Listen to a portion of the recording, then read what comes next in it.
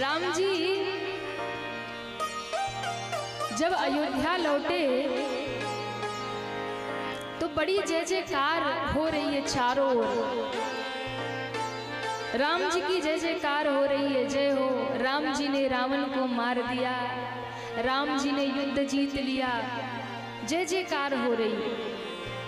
अब राम जी को लगा कि इतनी जय जयकार मेरी हो रही है, और भैया जय जयकार जब होती है ना तो व्यक्ति के जीवन में अभिमान आता है, अहंकार आता है, और जब अभिमान आता है तो व्यक्ति पथभ्रष्ट हो जाता है। अहंकार जब आता है तो व्यक्ति मार्ग भटक जाता है। इसलिए राम जी ने बड़ा सुंदर दर्शन करवाया कि जब राम जी अयोध्या में आए तो सारे बंदर भालू कहते हैं रामचंद्र भगवान की, रामचंद्र भगवान की जय हो। क्यों? क्योंकि राम जी ने रावण का वध कर दिया, राम जी ने लंका पर विजय प्राप्त कर लिया। राम जी ने कहा ये खतरनाक मामला है। समाज वाले जिसकी जय जय करते हैं ना फिर वो आदमी फूल जाता है। अरे हम तो इतने बड़े आदमी हैं, हम तो इतना बड़ा काम कर रहे हैं। अब राम जी को लगा कि भैया इस जय जयकार को अपने पास नहीं रखना, फिर इस जय जयकार को कहीं ना कहीं ट्रांसफर कर देना चाहिए। तो कहाँ ट्रांसफर करें? तो जैसे अयोध्या की धरती पे राम जी उतरे तो राम जी ने बंदर भालुओं को बुलाया, बोले सब इधर आ जाओ। सब आ गए। तुमको क्या लगता है रावण को किसने मारा? सब बंदर भालुओं ने कहा प्रभु रावण को तो आपने मारा, रामचंद्र भगवान की जय। राम जी ने रावण को मारा। राम जी ने कहा रुको रुको रुको, हमने नहीं मारा। फिर ये जो मेरे बगल में मेरे गुरुदेव खड़े हैं ना, गुरुदेव वशिष्ठ की ओर दिखाकर भगवान ने बंदर भालुओं से कहा गुरु वशिष्ठ कुल पूज्य हमारे, गुरु वशिष्ठ कुल पूज्य हमारे, गुरु वशिष्ठ कुल पूज्य हमारे, गुरु वशिष्ठ कुल पूज्य हमारे, गुरु वशिष्ठ कुल पूज्य हमारे, गुरु वशिष्ठ कुल पूज्य हमारे, इन्हीं कृपा तनुचरण मारे, इनकी कृपा तनुचरण मारे, इन्हीं कृपा तनुचरण मारे, इनकी कृपा तनुचरण मारे। श्री राम जय राम जय जय राम, श्री राम जय जय राम। बाबा कहते हैं राम जी ने सोचा कि इस जय जयकार को अपने पास नहीं रखना, फिर अपने गुरु जी के पास ट्रांसफर कर दिया। बंदर भालुओं से कहते सुनो सुनो, आप लोगों को लगता है ना हमने रावण को मारा, राम ने रावण को मारा? बोले हाँ प्रभु। बोले बिल्कुल नहीं। फिर गुरु वशिष्ठ कुल पूज्य हमारे, इसलिए बंदर भालुओं इन्हीं कृपा तनुचरण मारे, इनकी कृपा से, गुरुदेव की कृपा से, गुरुदेव के आशीर्वाद से मैंने रण में रावण का संहार कर दिया।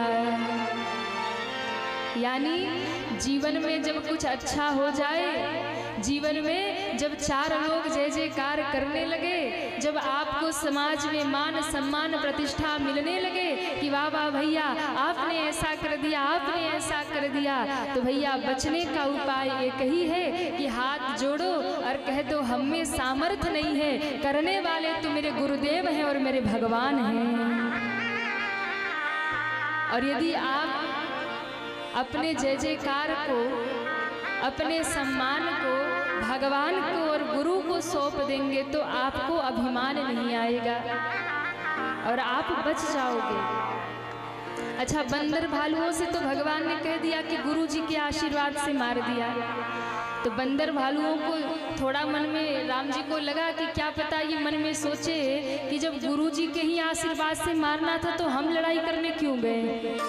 हाँ, हम झूठे ही जाके लड़ रहे थे। जब गुरु जी के ही आशीर्वाद से मारना था तो हम क्यों युद्ध करने गए। इसलिए बंदर भालू मन में निराश ना हो, इसके लिए मेरे राम जी का प्रेम देखिए। अब मेरे राम जी अयोध्या वालों के सामने क्या कह रहे हैं। अयोध्या वालों के सामने कहते हैं, आप लोगों को क्या लगता है रावण कैसे मरा होगा। अयोध्या वासी कहते, प्रभु हमने तो सुना कि आपने ही उसे मार दिया।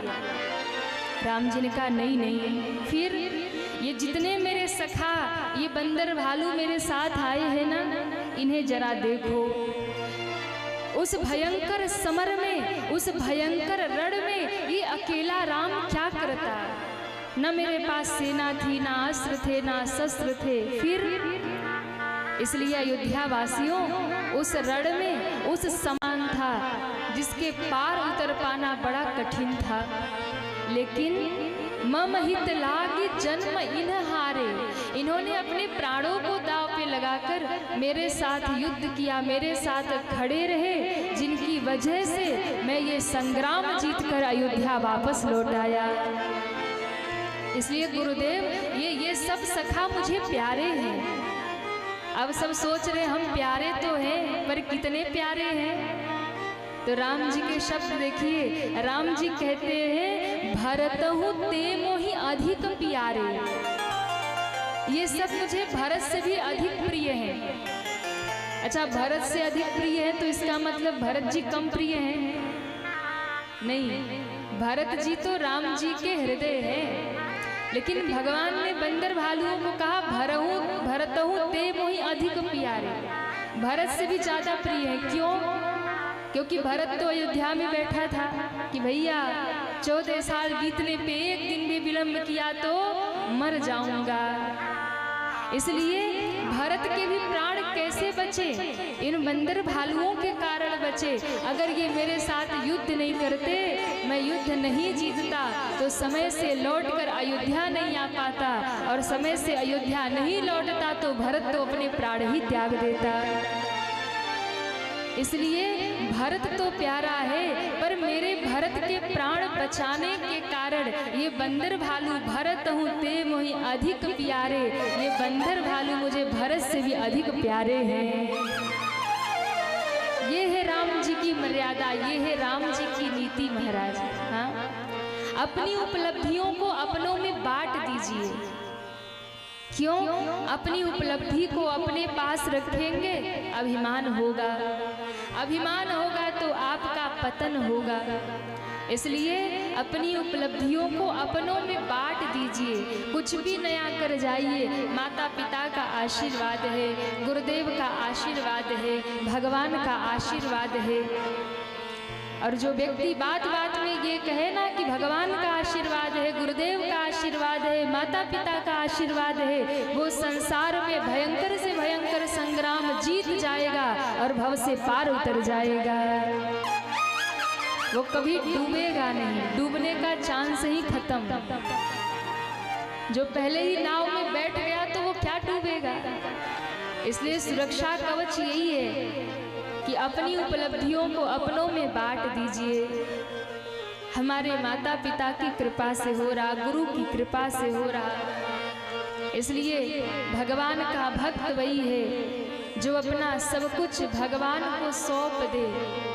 और कोई कहे कि भैया कैसे हो रहा, इसलिए अपनी उपलब्धियों को, अपनी प्रशंसा को, अपनी जय जयकार को भगवान के चरणों में चढ़ा दो, गुरु के चरणों में चढ़ा दो, आप बच जाओगे। राम जी ने भी यही किया। राम जी ने रावण को मार तो दिया, पर सारा श्रेय अपने गुरुदेव को और बंदर भालुओं में बांट दिया, आधा आधा कर दिया। इनकी सहायता से जीत गए और इनकी कृपा से मार दिए। यही शब्द थे भगवान के, और हम लोगों को भी यही शब्द अपना लेना चाहिए। इसलिए मेरे भगवान धर्म पूर्वक राज्य का संचालन करते हैं। अब भगवान का परिवार आगे बढ़ा। भगवान के यहाँ भी 2 पुत्रों का जन्म हुआ, आप सब जानते हैं, लव और कुश। वैसे वाल्मीकि रामायण में जानकी जी के वनवास आदि की कथा आती है, पर हमारे गोस्वामी तुलसीदास जी महाराज वनवास की कथा नहीं लिखते हैं। क्यों? क्योंकि मेरे गोस्वामी जी को अच्छा नहीं लगता कि सीता जी फिर से राजमहल छोड़ के चली जाएं। इसलिए गोस्वामी जी को लगता है कि अब राज्याभिषेक हो गया, अब महारानी बन गई सीता जी, बस यही कथा को विश्राम करना है, अब दोबारा माँ को वन में नहीं भेजना। पर वाल्मीकि रामायण में वाल्मीकि जी ने बहुत विस्तार से जानकी जी के वनवास की बड़ी करुण कथा सब लिखी है। पर मेरे गोस्वामी जी ने बस इतना संकेत किया कि 2 सुत सुंदर सीता जाए, लव कुश वेद पुराणन गाए। बस यही दर्शाया कि 2 पुत्रों का आगमन है। बाकी बाबा कहते मेरी हिम्मत नहीं आगे की कथा लिखूं, और मैं तो माँ जानकी को महारानी रूप में ही देख के खुश हूँ, आगे कथा नहीं लिखना। इसलिए मेरे गोस्वामी जी ने मानस में बस आनंद उत्सव तक की कथा सुनाई है। 2 पुत्र चारों भाइयों के यहाँ होते हैं, आनंद होता है। भगवान नित्य सत्संग करते हैं, सब प्रकार से प्रजा को, परिवार को, सबको सुख देते हैं। एक दिन भरत जी महाराज पूछते हैं संत और असंत का भेद। राम जी ने बड़े विस्तार से संत और संत का भेद बताया। कभी सौनकादिक ऋषि आते हैं, भगवान बैठकर सत्संग करते हैं। कभी वहाँ पर नारद जी आ जाते हैं, उनके साथ बैठकर सत्संग होता है। कुछ समय बीतने के बाद भगवान ने बंदर भालुओं को विदा कर दिया। बंदर भालुओं को कहा कि भाई अब आप लोग अपने अपने घर जाइए, अपना राज्य काज संभालिए, अपने घर परिवार को संभालिए। अब धरती से निशाचर समाप्त हो गए हैं, अब चारों ओर शांति है और आनंद है। सारे बंदर भालुओं को भगवान अपने हाथों से वस्त्र पहनाते हैं, आभूषण पहनाते हैं, सुंदर सजाते हैं, और बड़े सुंदर सुंदर उपहार दे करके नल नील को, वहाँ पर सुग्रीव जी हैं, वहाँ पर जामवंत जी हैं, बंदर भालुओं को सबको विदा कर रहे हैं।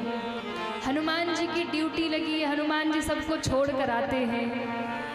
जैसे कोई घर पे आता है तो हम पहुँचाने जाते हैं ना, तो हनुमान जी सबको पहुँचाने जा रहे हैं। अब सबको तो भगवान विदा कर रहे हैं, तैयार कर रहे हैं अपने हाथों से। अंगद जी बैठे रो रहे हैं। अंगद बैठ रहा नहीं बोला। अंगद जी कुछ बोल नहीं रहे, बैठे बैठे रो रहे। तो भगवान भी चुप हैं, कुछ उनकी ओर ध्यान नहीं दे रहे। जब सब विदा हो गए और राम जी अंगद जी के पास आते हैं और अंगद जी को जाने के लिए तैयार करने लगे, तब अंगद जी रोकर भगवान के चरणों से लिपट गए। प्रभु, आप मुझे विदा क्यों करते हैं? आप मुझे अपने चरणों में क्यों नहीं रख लेते? आपके बिना मैं कैसे जी पाऊंगा? राम जी ने कहा, नहीं, तुम वापस जाओ, तुम्हें युवराज का पद मिला है, मेरा स्मरण करना, किसी से मत डरना, राज्य का संचालन करना, मुझे याद करते रहना, और कभी याद आए तो आ भी जाना, पर अभी तुमको जाना पड़ेगा। अंगद जी चरणों से लिपट के कहते हैं, प्रभु, आपके घर की बुहारी लगाऊंगा, नीच से नीच कार्य आपके घर का, वो मुझे सेवा दे देना, मैं वो कर लूंगा, पर मुझे विदा मत करिए। राम जी ने अपने कंठ की माला निकालकर अंगद जी के गले में डाल दिया और कहा, अंगद, तुम मेरे हो और सदैव तुम मेरे रहोगे।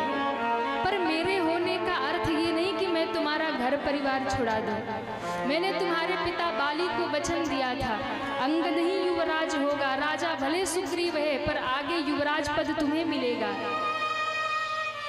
और अंगद जी को बाली ने सौंप दिया था राम जी को, इसलिए राम जी ने समझा करके अंगद को विदा किया।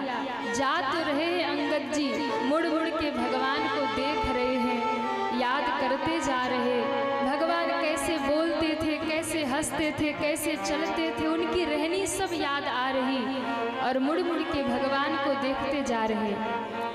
अंत में हनुमान जी से गले लगते हैं और हनुमान जी ने हाथ जोड़ा कि अब आप जाइए। देखो हनुमान जी ने राम जी ने सबको विदा किया पर हनुमान जी को नहीं किया। सबने कहा कि हनुमान जी को विदा क्यों नहीं किया? तो कहा भैया जिनके घर है वो तो अपने अपने घर गए, पर हनुमान को कहाँ भेजूं? हनुमान को तो मुझे छोड़कर और दुनिया में कोई है ही नहीं, उसका कोई घर ही नहीं है, वो जाएगा कहाँ? उसका तो बस मेरे सिवा कोई नहीं है दुनिया में, मेरे ही आश्रित है। इसलिए हनुमान जी को नहीं भेजा, सबको विदा कर दिया। अंगद जी ने गले लग करके हनुमान जी को कहा, हनुमान एक समय था जब मैं भी बड़भागी था और तुम भी बड़भागी थे। हनुमान अंगद बड़भागी, दोनों हनुमान जी और अंगद जी दोनों बड़भागी थे। क्यों? दोनों मिलकर भगवान की सेवा करते थे। बड़भागी अंगद हनुमाना, चरण कमल चापत विधि नाना। कहते हम दोनों बड़भागी थे, हम दोनों मिलके भगवान की चरण दबाते थे, पर हनुमान भगवान ने मुझे भी विदा कर दिया, पर तुम्हें आज भी अपनी सेवा में रखा है। इसलिए मैं कहता हूँ हनुमान सम नहीं बड़भागी, नहीं कोई राम चरण अनुरागी। हनुमान से बढ़कर कोई राम का अनुरागी नहीं है, हनुमान से बढ़कर कोई बड़भागी नहीं है। तुम बड़े बड़भागी हो जो प्रभु ने तुम्हें अपनी सेवा में रख लिया। और अंगद जी रोते हुए चले गए, अब हनुमान जी रह गए। और हनुमान जी केवल अयोध्या में नहीं रह गए, हनुमान जी आज तक धरती पर भी रह गए। क्योंकि जब भगवान को भी जाना हुआ ना, भगवान भी जाने लगे। तो भगवान जब जाने लगे, सारे अयोध्या वासियों को अपने धाम भेज दिए, खुद भी जाने लगे अयोध्या छोड़कर। तो हनुमान जी से कहते चलो। हनुमान जी ने कहा कहाँ चले? अरे हमारे धाम चलो, सब गए तुम भी चलो। बोले नहीं प्रभु हम नहीं जाएंगे, आप जाइए, हम बाद में आएंगे। बाद में आएंगे मतलब क्यों नहीं चल रहे? हनुमान जी ने कहा एक बात बताइए, आपके बैकुंठ में, आपके साकेत लोक में कथा सुनने को मिलेगी? कथा मिलेगी? राम जी ने कहा कथा, वहाँ कथा नहीं होती, बैकुंठ में कथा नहीं मिलेगी, गोलोक में साकेत में कथा नहीं, वहाँ कथा नहीं होगी, वहाँ तो हम ही होंगे, वहाँ हमारी कथा नहीं, वहाँ हम होंगे। राम जी ने कहा तो प्रभु आपसे भी अधिक हमें आपकी कथा प्रिय है, क्योंकि आप तो कभी न कभी विदा कर दोगे, कभी न कभी छोड़ के चले जाओगे, पर एक कथा है जो भक्तों को हर समय संभाल कर रखती है, हर समय भगवान का दर्शन और याद दिलाती है। इसलिए मैं तो कथा के लिए धरती पर ही रहूँगा। आप जाओ, हमें आप नहीं चाहिए, हमें तो आपकी कथा चाहिए। इसलिए हनुमान जी धरती पे रुक गए और उनको वरदान है, यत्र यत्र रघुनाथ कीर्तनम, जहाँ जहाँ राम जी की कथा होगी, जहाँ जहाँ कीर्तन होगा, हनुमान जी उतने रूप बनाएंगे और हर एक कथा में जाकर विराजमान हो जाएंगे। तो निश्चित मानिएगा 9 दिन से हनुमान जी नेपाल में ही बैठे हैं। हाँ, अब वो बात अलग है कि हम लोगों को दिखते नहीं है, वो तो कोई भी रूप बना के आ सकते हैं, पर किसी न किसी रूप में 9 दिन तक इस कथा पंडाल में हमारे हनुमान जी भी बैठे और वो भी राम कथा सुन रहे हैं, वो भी सुन रहे हैं। और उनकी कृपा के बिना तो ये पूरा भी नहीं हो सकता।